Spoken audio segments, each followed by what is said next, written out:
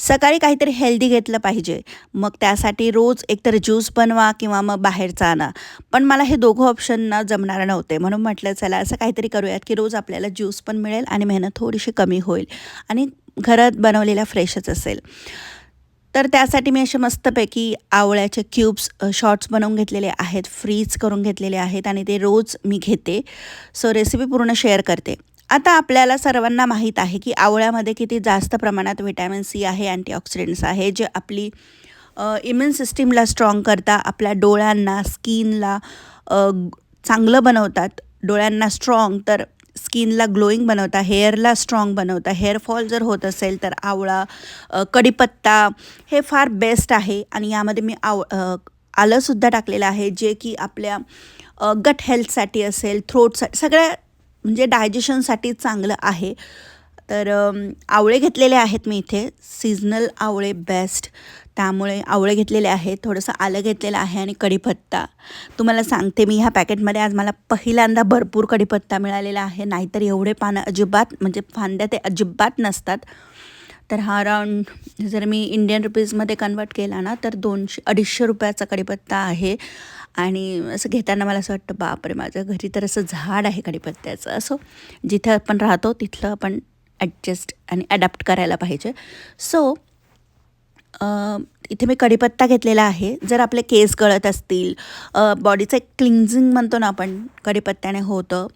So आणि रोज बरेच जण रोज म्हणजे मी पण कढीपत्त्याची सकाळी उठल्यावर 2 पानं खायची. पण कधी-कधी ना घाई गडबड असते ना, तेव्हा जमत नाही, की मी काय करू, हे करू का ते करू का ती हे करू की कोमट पाणी पिऊ, असं सगळं होतं.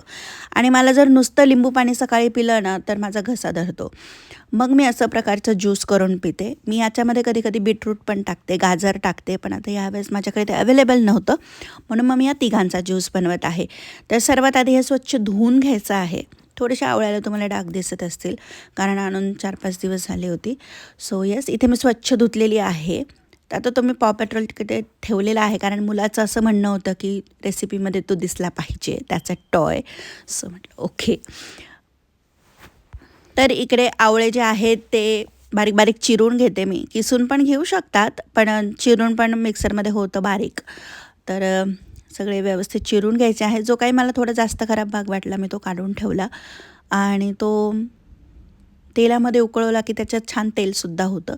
आवळ्याचं घरगुती तेल केसांसाठी एकदम चांगलं असतं. आता मला पहिले वाटायचं की मी फ्रीज करून ठेवणार आहे हे क्यूब्स, मग ते चांगले असतील का, मग असं वाटायचं मला. पण म्हटलं मग मी विचार केला की एक तर हे 8 दिवसातच संपतात. बाहेरचं जर मी ज्यूस आणला, रेडीमेड आवळ्याचे ज्यूस मिळतात, ते चांगले असतात, पण त्यामध्ये पण असेलच ना प्रिझर्वेटिव्ह, तर असतातच ऑफकोर्स. स्टोरेजसाठी काही ना काहीतरी तर टाकलेलंच असेल. आणि रोज करायला तर मला जमणारच नाही, कारण सकाळी सकाळी मुलांना शाळेत जायचं असतं, मिस्टरांचा डबा असतं, हे सर्व असतं. मग कधी पिणार ना, कारण ते पिल्यानंतर मग थोड्या वेळाने 1-2 तासाने मी चहा पिते. सो मग कधी करणार, कधी पिणार, कधी पुढची कामं करणार. मग असं म्हटलं नकोयात, असंच बनवूयात. म्हणून मला हा ना इफेक्ट म्हणजे हे चांगला प्रकार वाटला. सो मी हे फक्त असं बनवते की 8 दिवस मला चालेल हे शॉर्ट्स आणि पुन्हा 8 दिवसांनी बनवायचे. मग असं करते मी. तर इथे कढीपत्त्याचं मला वाटलं की मी त्या शिरा काढून घेऊ का, पानांच्या जाड वाटत होत्या, पण म्हटलं जाऊ द्या, मिक्सरमध्ये जाड म्हणजे बारीक होईलच सर्व. तर इथे घेतलेला आहे मी आवळा बारीक चिरून, आलं आणि कढीपत्ता.